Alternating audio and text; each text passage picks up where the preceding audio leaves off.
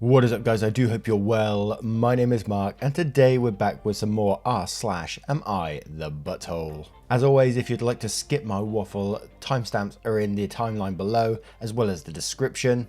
You can also follow us on podcast too, or join us with YouTube membership or over on Patreon. And a huge thank you to Madeline, who joined us 6 days ago on YouTube membership, as well as Richard Earl Deary Jr. 4 days ago. So sorry it's been late saying thank you guys because I've been on holiday, but it's so good to be back right now. And also Lissa over on Patreon for joining us. Thank you from the bottom of my heart. Honestly, you guys, thank you so much. And also thank you to everyone for the support whilst I've been away on holiday. You've been absolutely mind-blowing. I'd had little to zero connection the whole time away, but when I did, I was reading your comments, flicking through as fast as I could while I had some connection. It was crazy times, man. But thank you, really thank you. And with that being said, let's get into today's stories. Much love, guys. And our first story comes from Drewdog the Druid. Am I the arsehole for not sharing medical history before being pranked?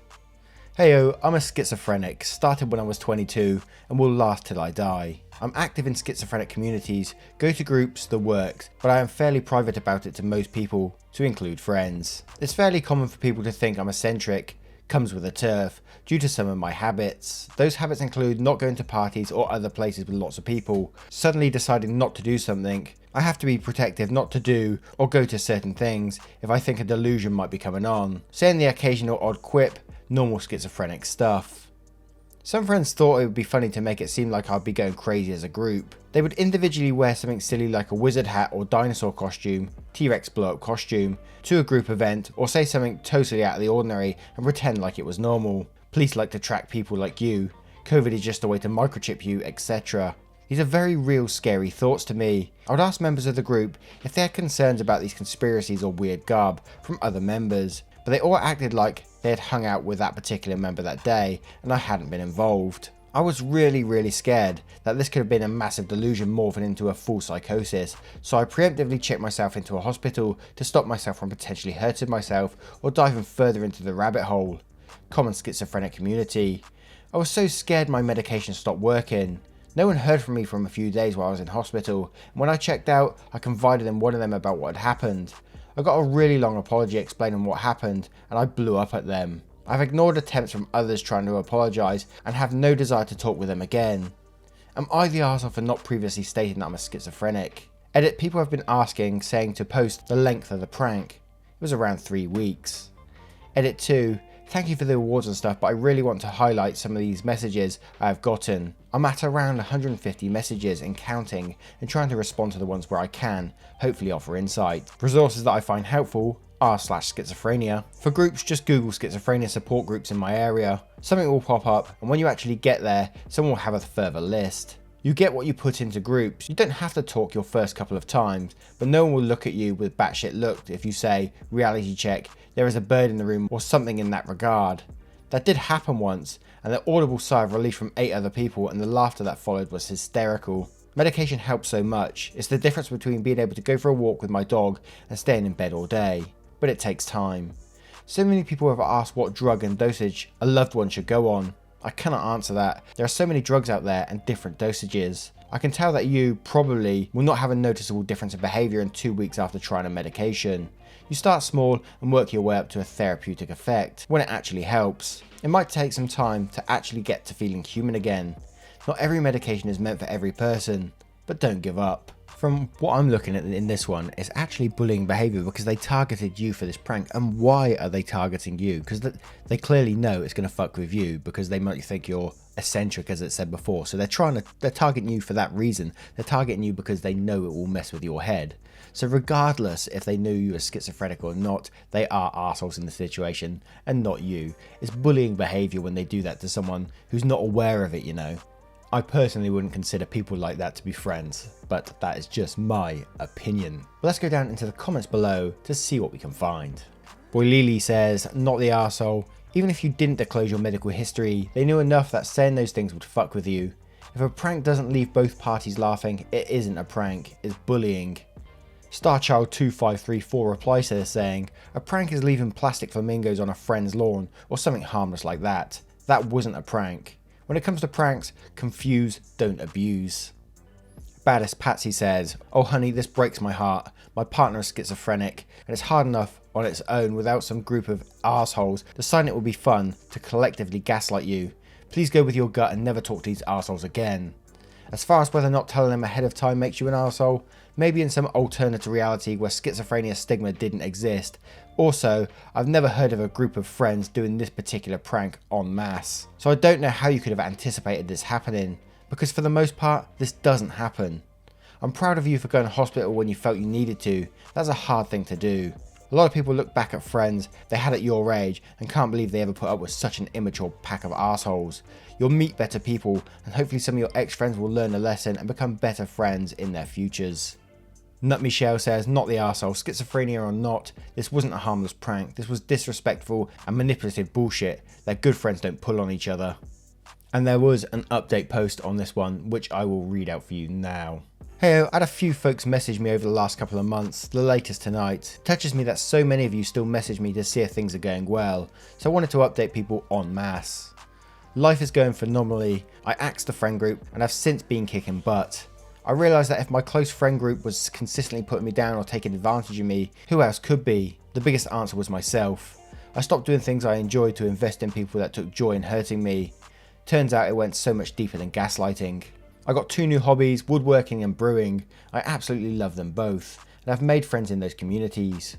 I started cooking instead of takeout, and I met the woman who is now my girlfriend at the local market, and we do most things together now. I realised my job had been taking a huge advantage over me. I work significantly harder and longer hours for less pay than the employees under me.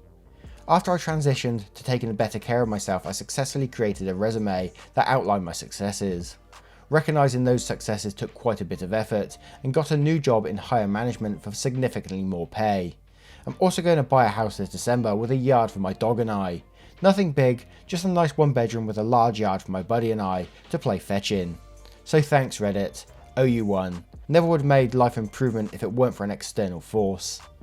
And that is the one thing I love about Reddit, is that it literally can change people's lives sometimes. I mean, other times it could be an absolute shithole, but occasions we get times like this. What do you guys think of this story? Let me know in the comments below, and don't forget to vote on that poll in the description for story 1. And our next story is from a throwaway account. "Am I the butthole for refusing to make my son pay for the bras he damaged in full because they're too expensive? My stepdaughter, 25 female, is staying with my 40 male wife, 44 female, and I temporarily.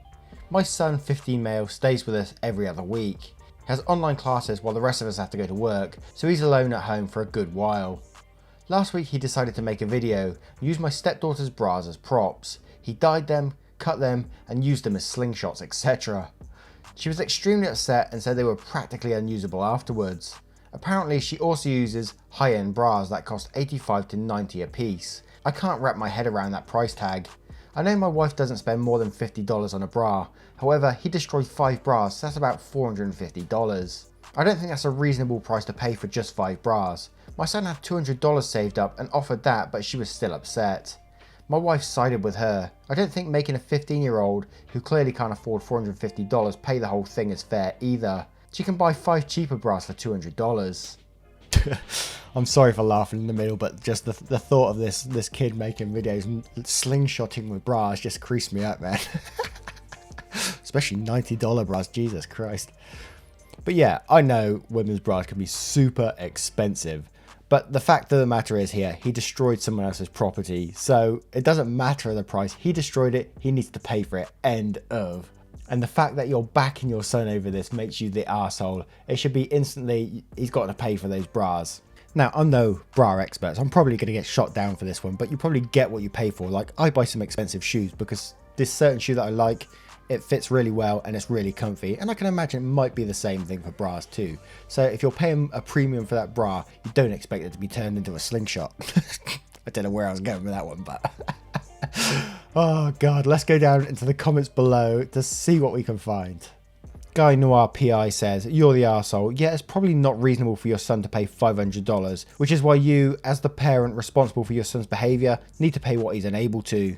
Very, very odd you think you know what's best for your stepdaughter's breast. Imagine if you owned a sports car and someone trashed it as a joke and offered to buy you a Camry, is that right? Because you don't need a sports car. Ninja Shepherd replies to this saying, literally came here to make the sports car analogy. Sorry about the Ferrari, but I can't see why anyone would spend $350,000 on a car. Here's a Toyota instead. You're the arsehole. Your son can pay the $200 to learn his lesson, and you can pay the missing $300 to learn yours. Bitter Nerdette says, you're the arsehole. Who cares how much your wife spends on her underwear? He didn't destroy her bras, he destroyed your daughter's bras. At 15, he should have the brains not to do that to anyone's personal belongings. Of course, after dyeing them and stretching them out with God knows what, they're unusable. At 15, he should know better. It's time for you to start teaching him that. Quite frankly, he should already know it. Actions have consequences. He should pay back every penny.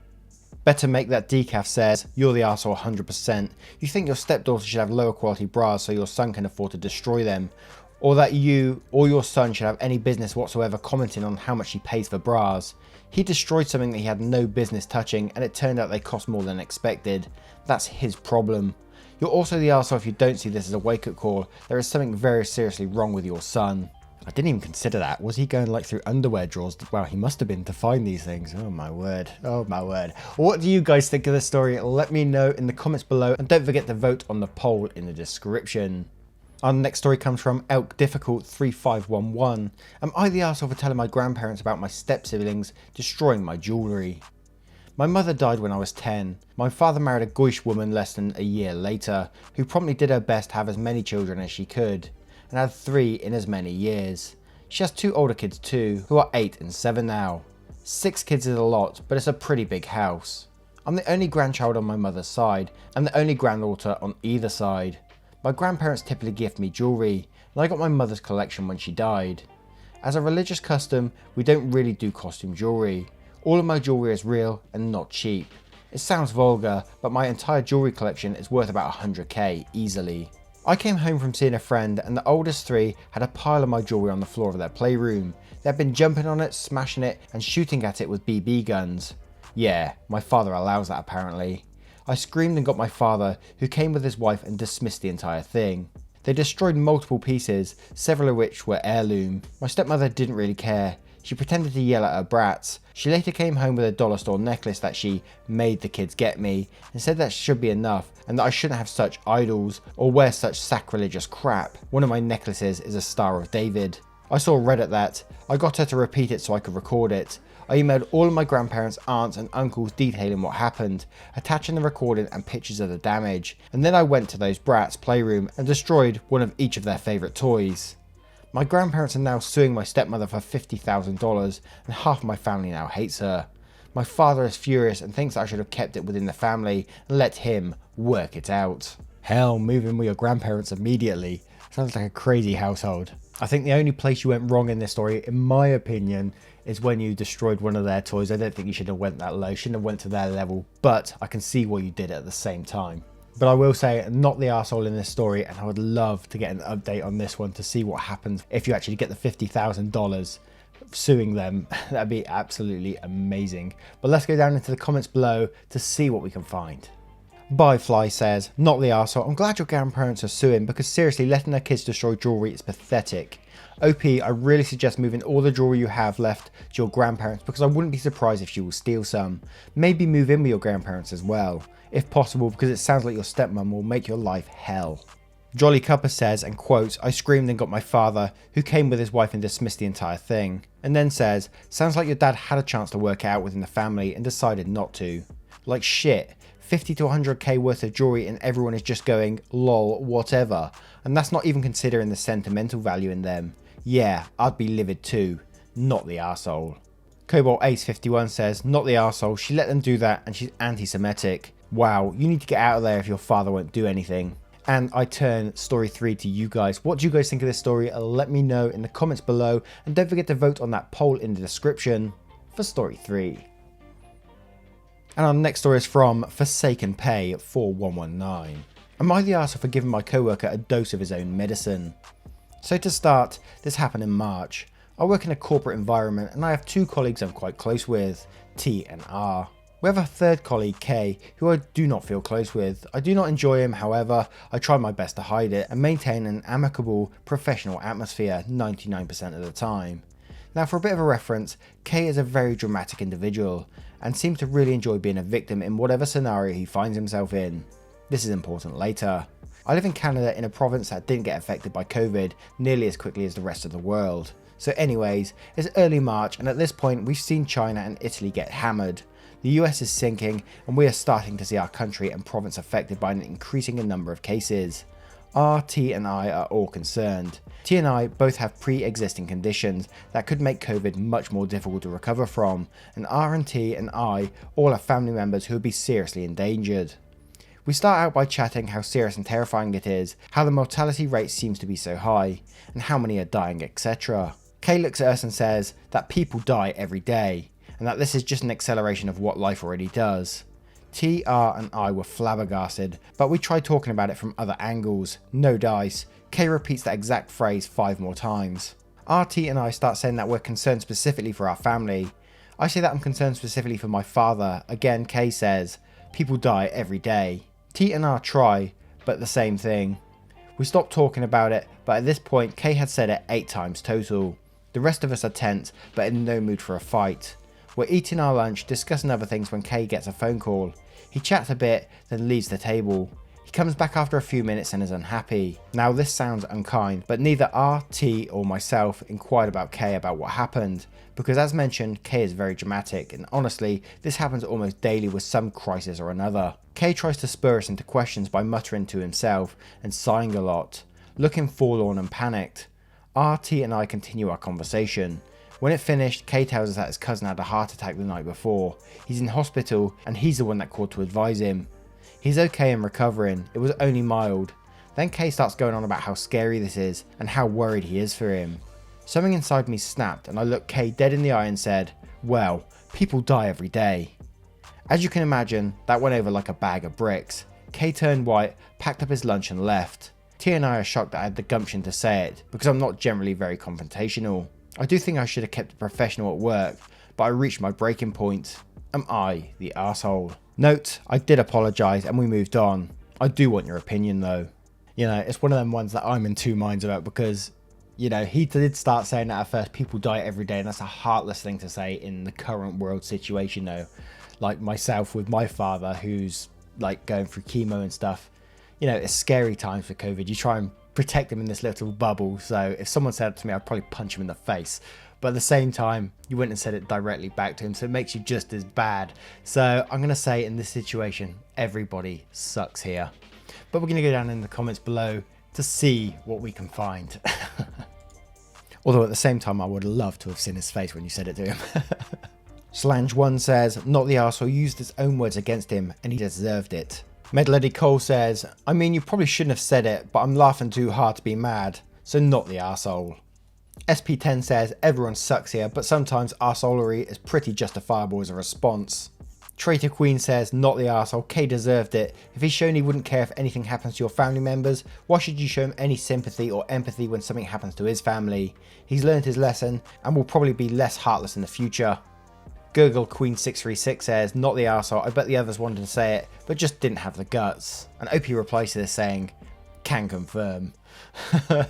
What do you guys think of this story? Let me know in the comments below, and don't forget to vote on that poll in the description for story 4. And our next story comes from Miss Puddle Duck. Am I the arsehole for barring my husband from the bedroom tonight? So here's the situation. Me, nurse, working 50-ish hours a week in a pediatric ICU. Cry at least once a week because that shit is hard. My salary pays our bills. All of them. Husband, 25 male, has a degree but isn't looking for a job. Works 2 days a week at a grocery store. Spends most of his time playing LOL, League of Legends. By the way, all the events here are in accordance with COVID legislation. Today was supposed to be a good day. I'd been begging my husband to swap his Saturday shift to literally anything else so we could have days off together. We haven't had a weekend together since our wedding, 18 months ago. Today was supposed to be our first Saturday off together. We're going to an animal sanctuary. He starts the day by going to breakfast with his best mate, leaving before I even wake up. I wake up around 9 and realise he's not home. Call. He says he's helping his mate set up some lights and that the weather is too rainy for the animal sanctuary anyway. He gets home at 1ish, lies around, plays some video games, promising we cook dinner together tonight. Leaves again at 5 to help the same mate with something else. I go grocery shopping. I don't drive because of medical issues, but I walk there and back in the rain. I get home, realise I've left my keys inside. Call my husband, knowing he's 5 minutes away. He says he will leave in a minute. I sit in the rain and the cold, southern hemisphere. 45 minutes later, I call again. He hasn't left yet. He finally agrees to come home and let me in the house, so he drives up, presses the clicker to let me in the garage, and leaves again. At 10, I call to see where he is. His friend answers, says he's driving out to do something an hour away. It's 10:30, I'm going to bed.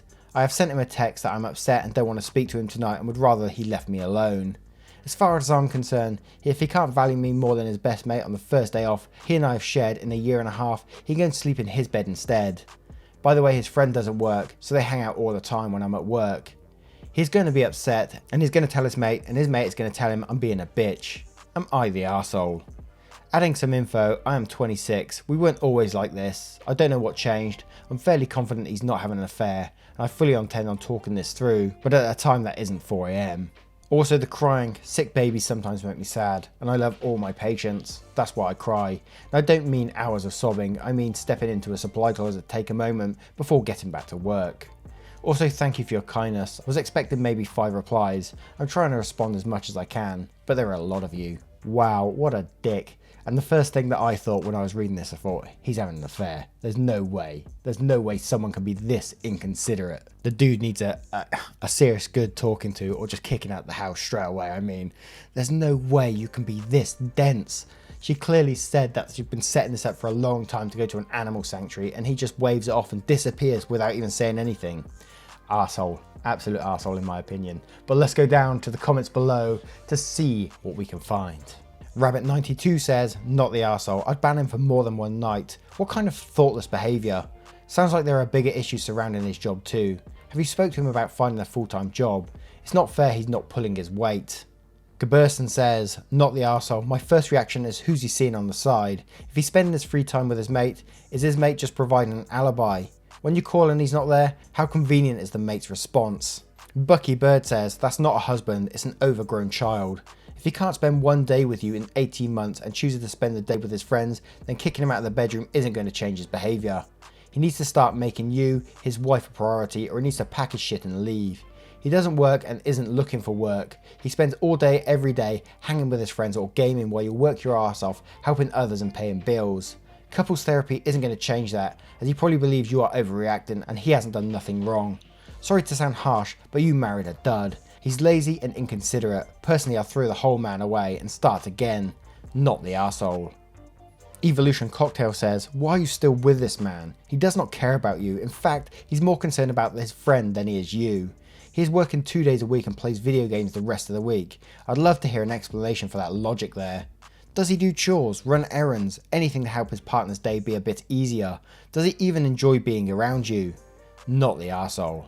And I hopefully know where this one is going to go, but I'd love to know your comments below, and don't forget to vote on the poll in the description. And once again guys, thank you for being here today. As I always say, you are truly appreciated. I've got an idea that I want to turn our r/daddycringe subreddit to a more am I the butthole, so we can get some community questions in there as well and some community posts. I'd really love that. So let me know your thoughts on that one as well. And with that being said, thank you once again for being here. You are truly appreciated, and I will see you in the next one. Take care guys, much love.